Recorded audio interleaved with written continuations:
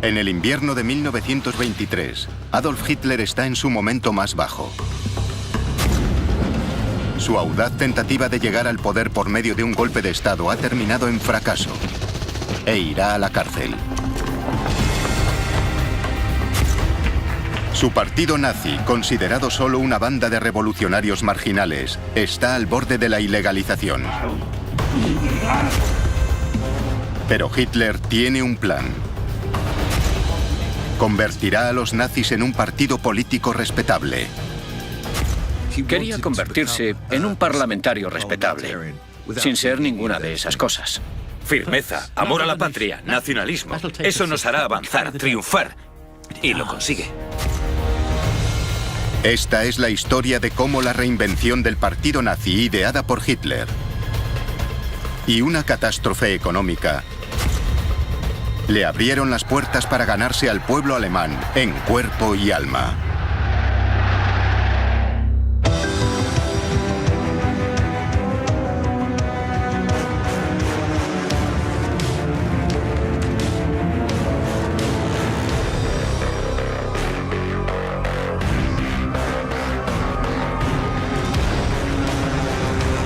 El ascenso del partido nazi. Alcanzar la respetabilidad.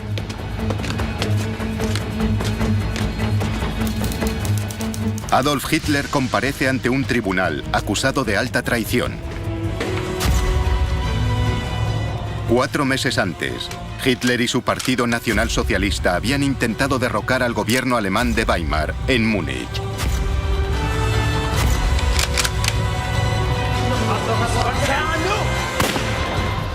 Pero habían fracasado. El putsch o golpe de la cervecería es un contratiempo humillante para los nazis. Y un golpe personal para Hitler.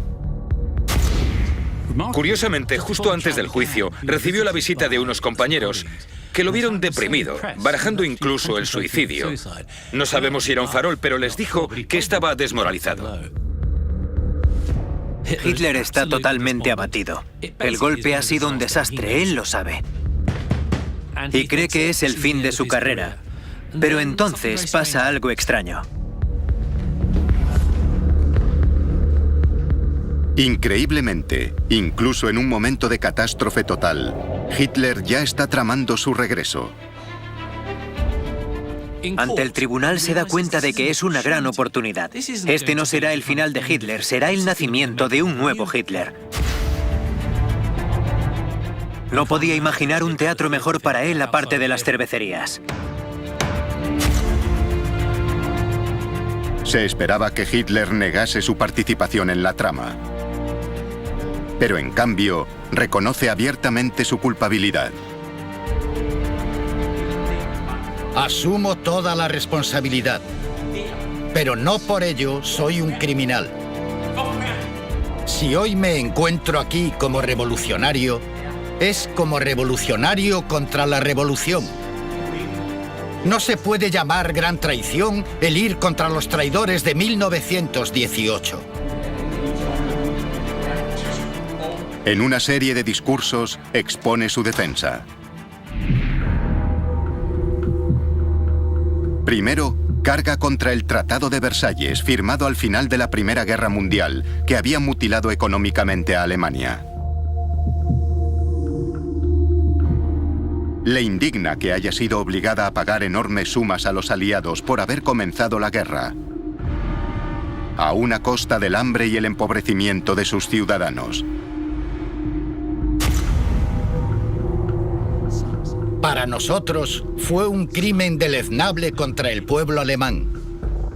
Una puñalada por la espalda a la nación alemana. Hitler personificaba una opinión muy extendida. Apelaba a un sentimiento nacional muy fuerte en ese país. La idea de que Alemania había sido maltratada en Versalles.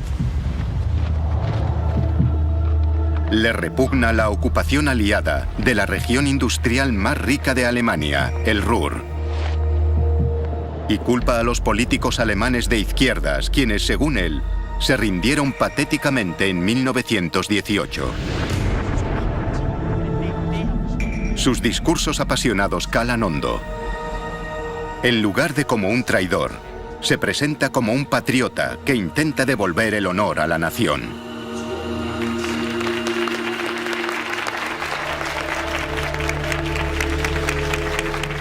La idea de víctima de Alemania, la idea de que la culpa es de los aliados por las condiciones en Versalles y el hecho de que el propio gobierno de Weimar sea incapaz de responder a las demandas del exterior y no muestre capacidad para liderar a Alemania como se merece, consigue despertar simpatías hacia él.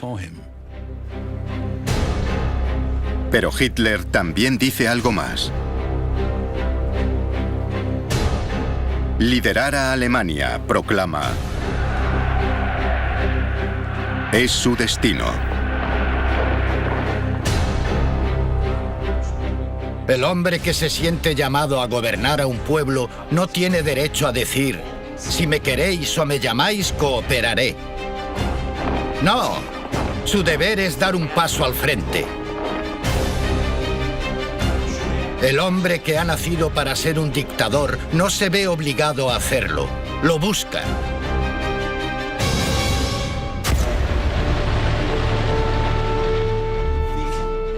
Las intervenciones de Hitler son tan fascinantes que llegan a los titulares no solo de Alemania, sino de todo el mundo. En Gran Bretaña, el Daily Express llama a Hitler Rey sin corona de Baviera y patriota demagogo de quien sugiere tal vez volvamos a oír hablar algún día. Pero Hitler aún tiene que convencer a una de las personas que asisten al juicio, al juez.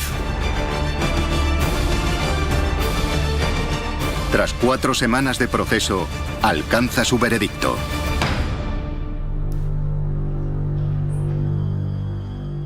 Por liderar un intento de golpe de Estado, Hitler es condenado a 5 años de cárcel, una pena muy corta. Tiene suerte de que no lo condenasen a muerte.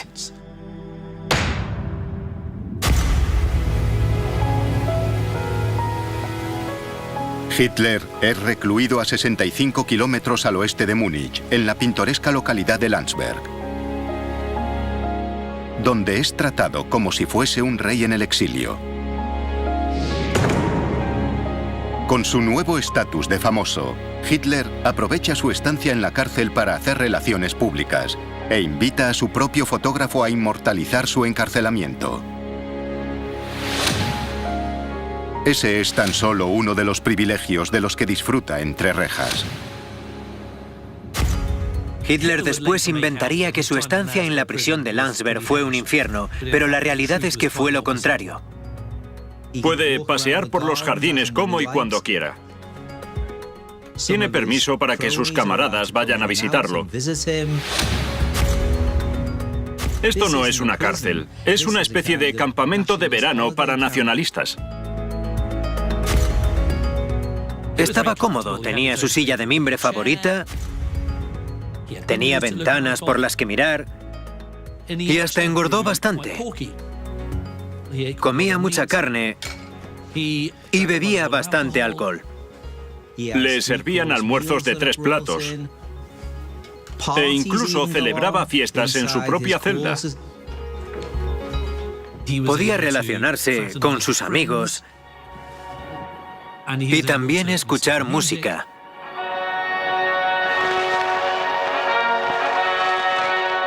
Pero Hitler no se limita a pasar el rato.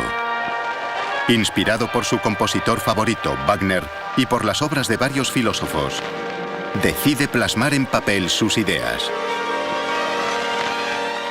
Si pretendes ser un partido nacionalsocialista, tienes que competir con el Partido Comunista. Y ellos ya tienen un libro en el que basan sus ideas, que es El Capital, de Karl Marx. Así que Hitler decidió que el partido nazi necesitaba un texto filosófico en el que esbozar la ideología del partido.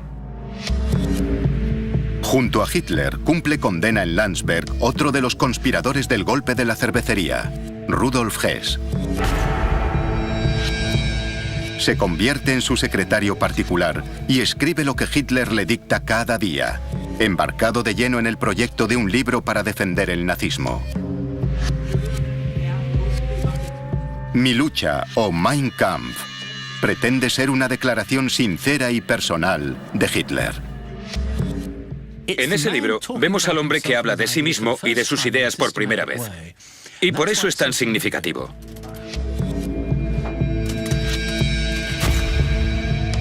Anécdotas distorsionadas sobre la infancia de Hitler, su juventud en Viena y sus experiencias de guerra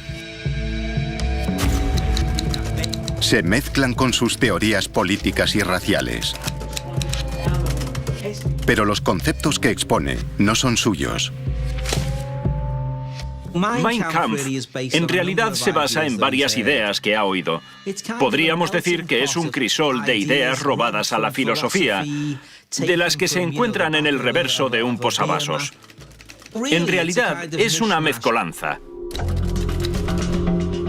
La base es la creencia de Hitler de que el pueblo ario alemán es la raza dominante natural y que el mayor enemigo de Alemania son los judíos. La personificación del diablo como símbolo de todo mal asume la forma viva del judío.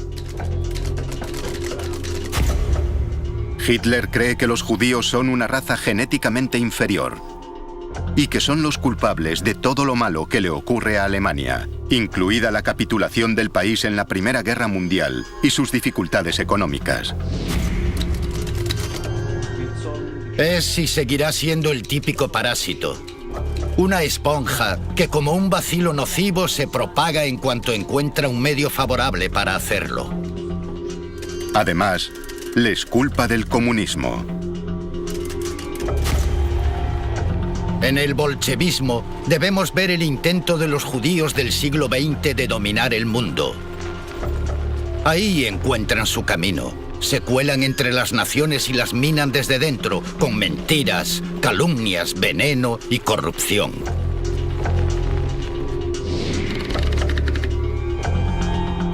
Mein Kampf contiene incluso una aterradora advertencia sobre las intenciones de Hitler. La totalidad del texto está escrito con un lenguaje increíblemente violento. Página tras página, asistimos a un lenguaje de erradicación, aniquilación, destrucción, exterminación. Hitler cree que la única forma de resolver el problema judío es destruir al parásito judío.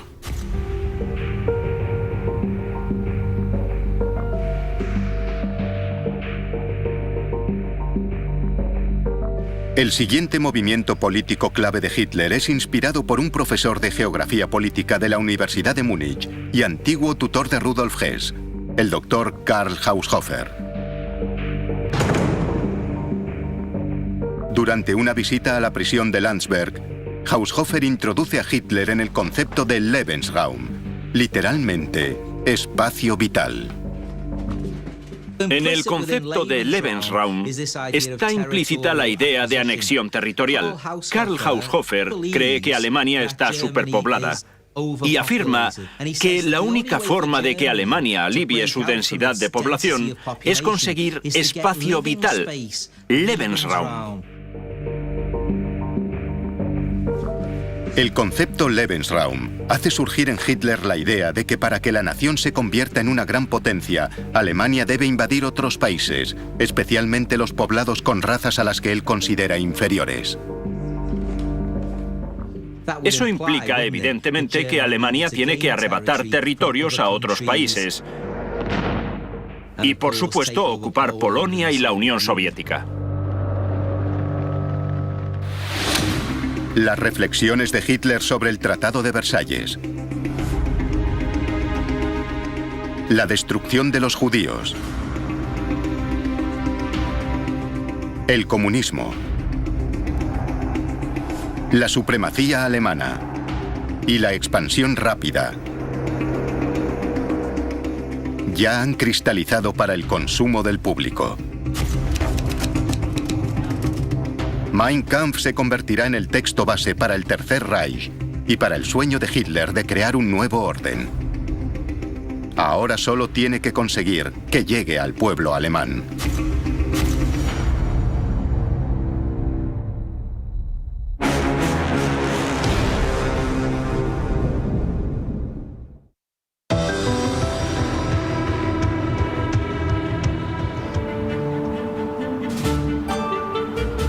En el año transcurrido desde su golpe fallido en Múnich, Adolf Hitler ha sufrido una transformación de revolucionario violento a héroe nacional.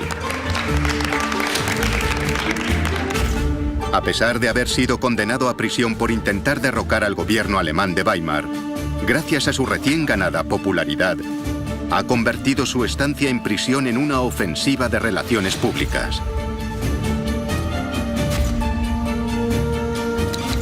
Y ha escrito un libro con el que espera transmitir su mensaje al pueblo alemán. Cárcel de Landsberg, 20 de diciembre de 1924. Ahora, tras cumplir solo 9 meses de una condena de 5 años, este hombre de 35 años es puesto en libertad. Pero si aguardaba una horda de simpatizantes a las puertas de la cárcel, no los encuentra. En su lugar, solo un coche ha venido a recogerlo. ¿El motivo? Alemania vive una época de prosperidad. El gobierno democrático ha pedido prestados miles de millones para pagar la deuda de la guerra.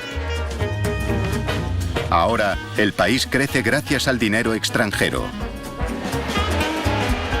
en especial de los Estados Unidos.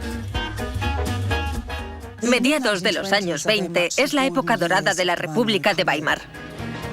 Los estadounidenses les dieron muchos préstamos y gracias a ello, Alemania revive. La economía alemana mejora lo suficiente como para que parezca que el gobierno democrático de Weimar empieza a funcionar. Por fin, parece que los días de sufrimiento han terminado. Todos lo ven como un periodo para empezar de nuevo. Tras la turbulencia de la hiperinflación, las cosas mejoran. La gente está satisfecha en general con el sistema político, siempre y cuando haya mercancías, siempre y cuando haya crecimiento y estabilidad. Pero para Hitler, toda esa prosperidad es desastrosa. Nadie quiere oír hablar de un partido revolucionario radical. Sobre todo de uno que pretende llegar al poder por la fuerza. Y lo que es peor, como pena por haber participado en el golpe de la cervecería, a Hitler se le prohíbe hablar en público. Incluso se habla de la posibilidad de deportarlo a su Austria natal. Y las malas noticias no terminan ahí. El partido nazi está al borde del colapso.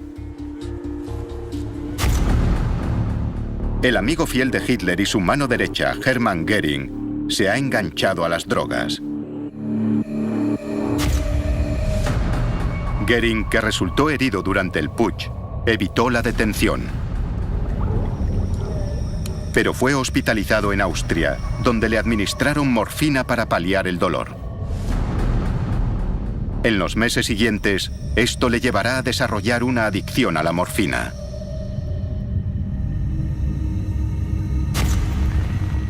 Mientras tanto, el periódico del partido ha sido cerrado por orden del Estado.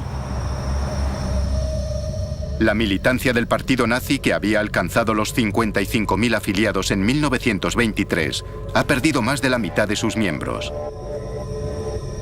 Y en las elecciones de diciembre de 1924, los nazis sufren una gran derrota. Solo consiguen el 3% de los votos. El partido ha sufrido la ausencia de Hitler y la transformación de la opinión pública. Era un declive natural. Si el hombre que había creado el partido no estaba, tenía que producirse el declive. Y si añades a eso la recuperación económica, el nazismo no tenía el atractivo que tenía antes del putsch. Hay algo más humillante si cabe. Cuando se publica Mein Kampf, el manifiesto autobiográfico de Hitler, es un fracaso editorial. Vende solo 10.000 ejemplares. Ni siquiera todos los nazis compran uno. Para Hitler, este es un momento de crisis. Su partido está al borde de la extinción. Si quiere revertir la situación, algo tendrá que cambiar.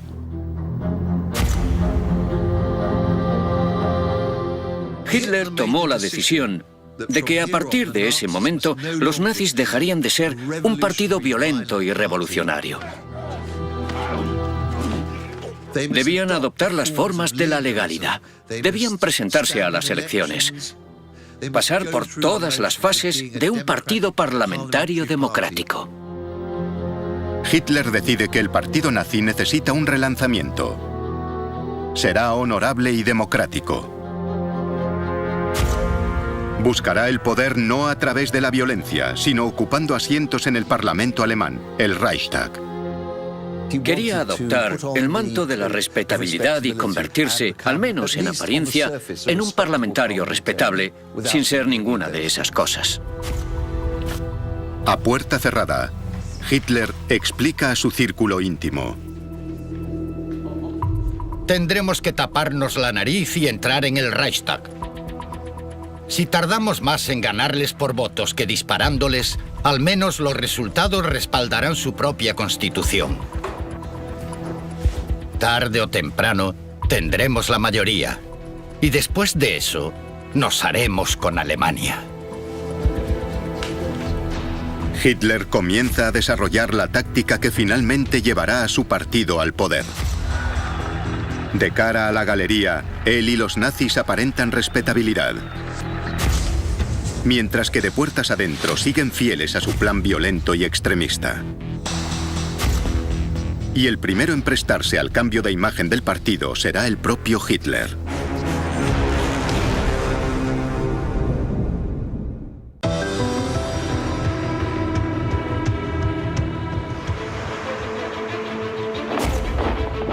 A mediados de los años 20, el partido nazi sufre un serio declive. Adolf Hitler sabe que para llevar a su partido al poder, tendrá que intentar una táctica legítima. Los nazis necesitan librarse de su imagen de matones, violencia y revolución. Tienen que ser considerados respetables y democráticos.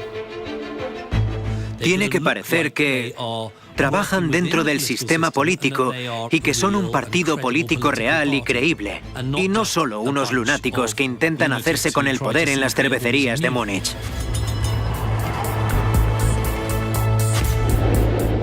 Con una Alemania aparentemente próspera bajo un gobierno democrático, Hitler se da cuenta de que la única forma de hacerse con el poder es ganarse en cuerpo y alma al pueblo alemán en unas elecciones.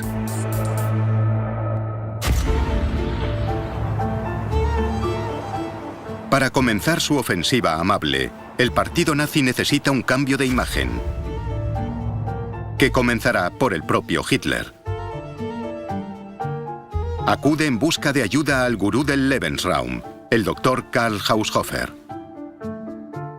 Fue una gran influencia no solo en cuanto a ideas, sino también en técnicas de imagen, en el concepto de que la imagen lo es todo en política. Haushofer ayuda a crear una serie de imágenes nuevas para Hitler, para que llegue al mayor número posible de alemanes. Tiene para elegir entre la imagen tradicional alemana, con los Lederhosen, las medias y los zapatos de montaña, que atrae a cierta parte del electorado. También puede parecer mucho más tecnocrático, con un traje elegante y formal. Y si participa en un desfile nazi, irá de uniforme. Pero no es solo su imagen lo que Hitler quiere mejorar. Para mantener la cabeza despejada y proteger la voz tras los largos discursos, Haushofer sustituye las jarras de fuerte cerveza bávara que tomaba Hitler por tazas de infusiones. Pero lo más importante, prepara a Hitler en el arte de hablar en público. Le enseña a gesticular, para enfatizar sus argumentos y aumentar su autoconfianza. Le enseña a cómo dar un discurso, a quién dirigirse y a ajustar el tono, el ademán, el estilo al público para ganárselo. Empieza practicando frente al espejo. Practica todos sus gestos frente a un espejo. Ensaya ese gesto en el que echa la mano hacia atrás y las pausas que hace en los discursos.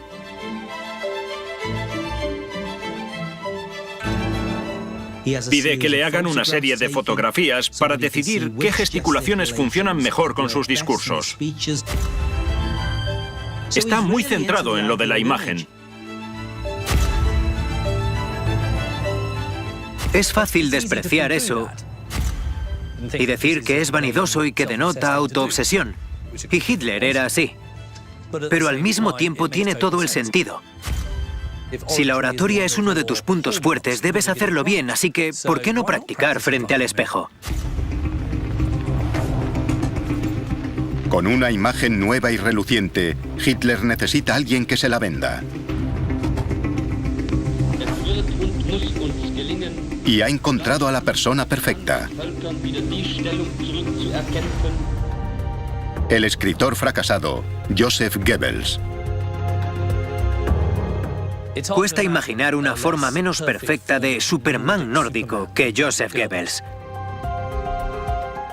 Si hay alguien que no parece un nazi, ese es Goebbels. Es bajo, delgado, físicamente imperfecto porque padece pie equino y además es bastante feo.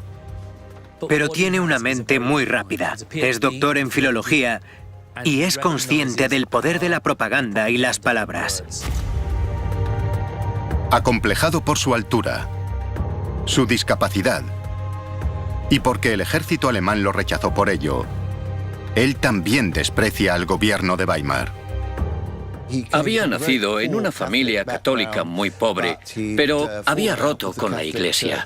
Era un hombre de gran inteligencia y talento, pero que buscaba una dirección. Su don para la adulación es lo primero que llama la atención. En una carta inspirada por los discursos de Hitler durante su juicio por el putsch de la cervecería, Goebbels escribió: Como una estrella en ciernes apareciste ante nuestros ojos. Hiciste milagros para aclarar nuestras ideas. Y en un mundo de escepticismo y desesperación, nos diste fe. Diste voz a la necesidad de toda una generación. Un día Alemania te dará las gracias. Pero no conocería a Hitler hasta 15 meses después, en verano de 1925. Y entonces escribiría: es todo lo que esperaba. Era todo lo que él había esperado y más. Cuando cayó bajo el embrujo de Hitler, se prendó de él como una colegiala. En una entrada de su diario el 23 de noviembre de 1925, Goebbels escribe: ¡Qué alegría! Me saluda como a un viejo amigo, como lo quiero. Me ha dado una foto con una dedicatoria a la región de Renania. Heil Hitler. Quiero que Hitler sea mi amigo. Para cambiar la imagen de todo el partido nazi, Hitler sabe que necesita la ayuda de un hombre como Goebbels. Muchos miembros del partido nazi consideraban a Goebbels el más brillante de todos. Era muy ingenioso, no tenía esa forma prusiana un poco cuadriculada de hacer las cosas siguiendo el manual. Es un gran trabajador. Es un hombre de una enorme energía, dispuesto a trabajar muchísimas horas y a viajar incesantemente. Es una figura de muchísimos recursos. Si hay un problema, Goebbels lo solucionará. Era el hombre al que recurrir. El partido aún está sometido a restricciones en muchas zonas de Alemania, y Hitler necesita a alguien que atraiga a nuevos votantes. Goebbels era un hombre que comprendió intuitivamente los métodos modernos de propaganda. Vemos un cambio hacia los medios impresos por necesidad, porque Hitler tiene prohibido pronunciar discursos en público. Eso hace que surjan toda una gama de periódicos y revistas nazis. Los nazis, en este momento, están a la vanguardia en el uso propagandístico de panfletos, de revistas ilustradas, carteles electorales.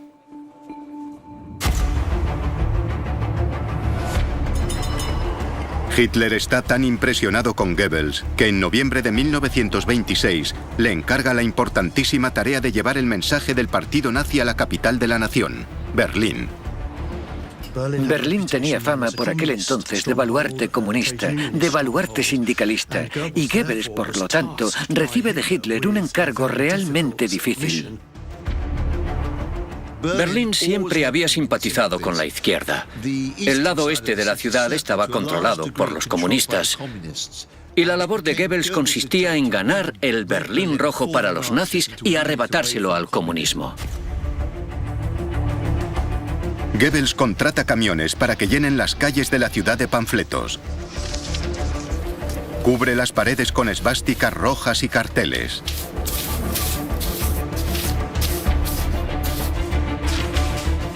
Y utiliza su periódico berlinés, Der Angriff, El Ataque, para llevar la ideología política de Hitler a las masas.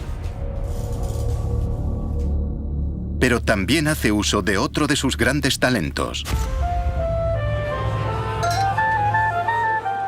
dar discursos. La prohibición de hablar en público se levanta en 1927.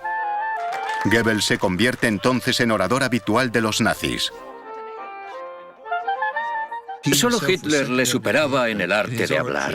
Aunque físicamente era un hombre pequeño, podía electrificar al público con su pasión y su oratoria.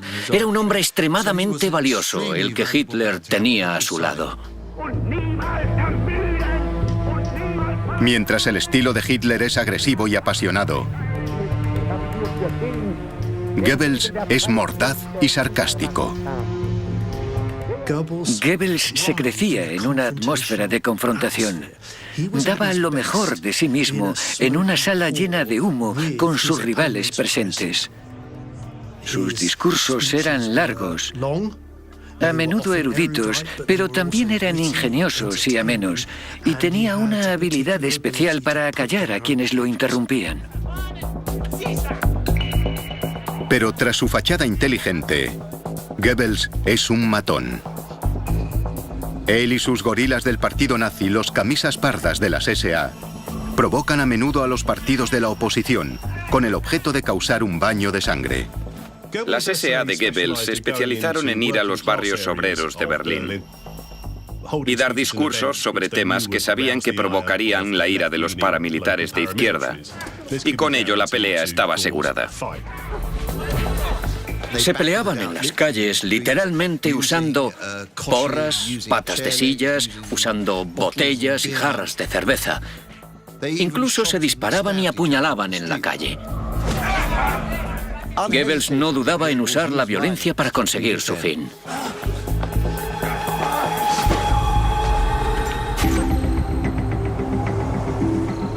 Mientras Goebbels está ocupado con la capital de Alemania, en Múnich, Hitler trabaja en los últimos retoques de su imagen.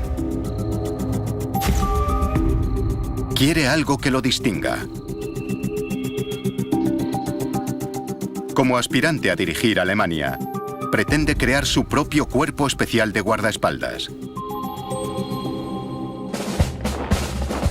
El grupo obvio entre el que reclutarlos serían los camisas pardas de las SA, pero están considerados demasiado burdos.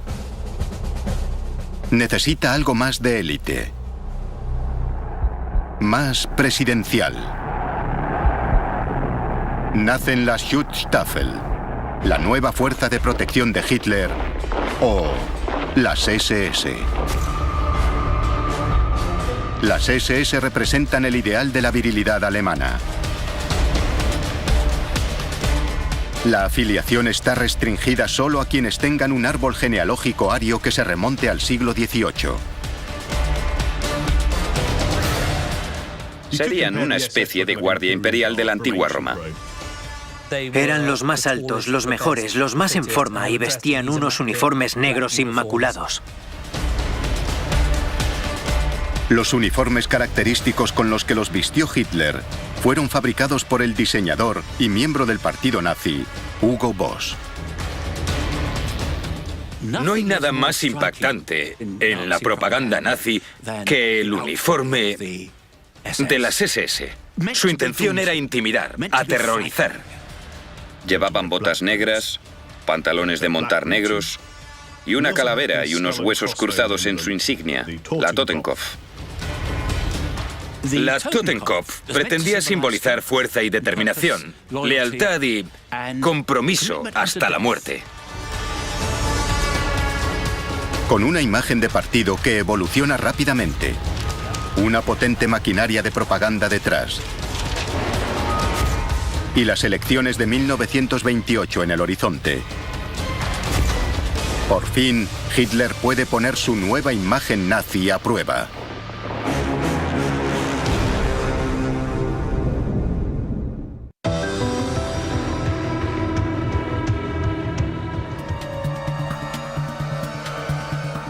Con una nueva imagen, una nueva propuesta democrática y el levantamiento de la prohibición de hablar en público, los nazis concentran todas sus energías en disputar las elecciones de 1928.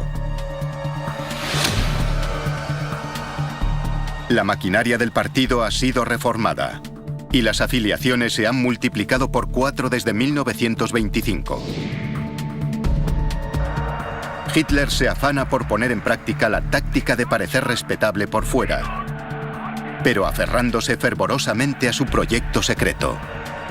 Recorre el país pronunciando discursos dinámicos, dirigidos a los desempleados y a las clases trabajadoras frustradas, pero tranquilizando a los ricos, afirmando que no es un extremista, aunque apenas hace referencia a su verdadero proyecto oculto. Los judíos.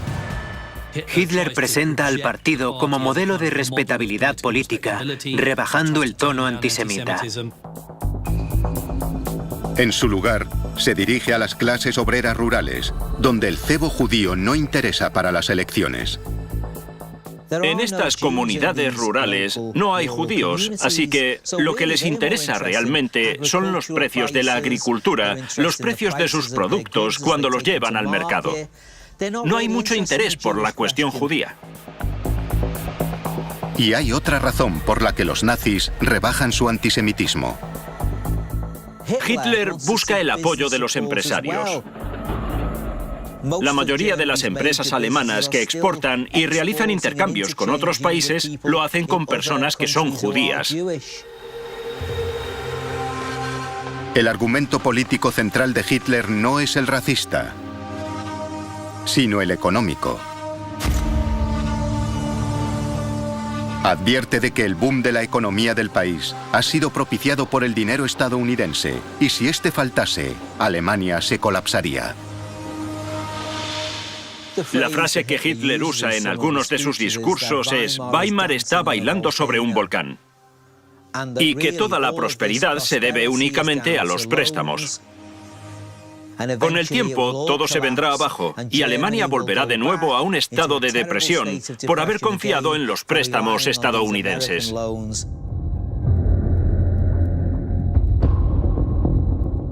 Pero cuando se hacen públicos los resultados de las elecciones en mayo de 1928 es un shock. Los nazis consiguen solo el 2,6% de los votos. Los comunistas, principales rivales de Hitler, cuadriplican ese apoyo. Hitler y su partido han obtenido peores números que en las elecciones de 1924. La nueva imagen no ha funcionado. Parece que el partido nazi camina hacia ninguna parte. Seguían siendo un partido marginal con un porcentaje minúsculo de votos. Pero hay que recordar que Alemania seguía disfrutando de cierta bonanza económica. El nazismo era una bola de nieve. Había nacido en tiempos fríos, pero expuesto a la luz del sol, se derretía. Y la economía era ese sol. Eso pasó con el nazismo, que solo es fuerte en momentos críticos. Es un partido que depende de condiciones extremas. Hitler y su círculo más próximo dudan de que puedan alcanzar el poder. Parece que el camino legítimo ha fracasado. Pero un suceso que conmociona al mundo lo cambia todo.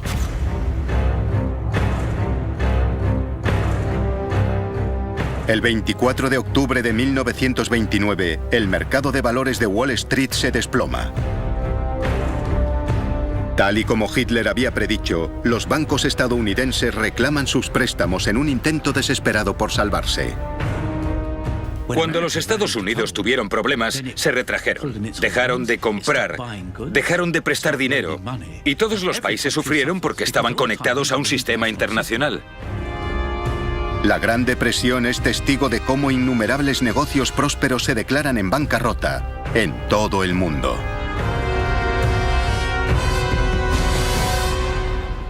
En Alemania, los efectos son devastadores.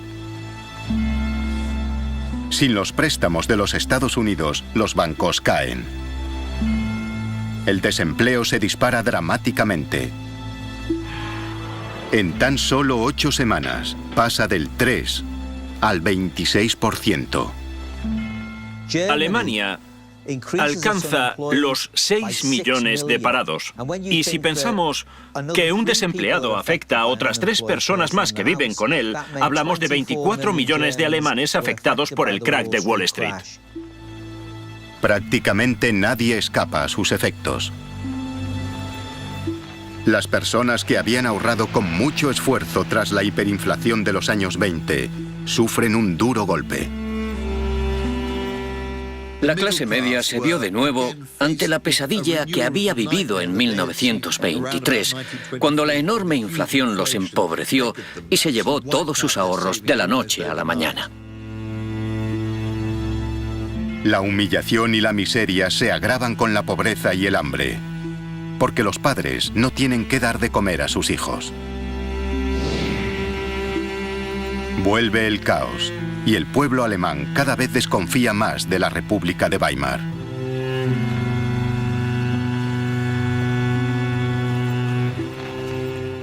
Alemania está en una situación terrible, que se ve en lo que ocurre muy rápidamente.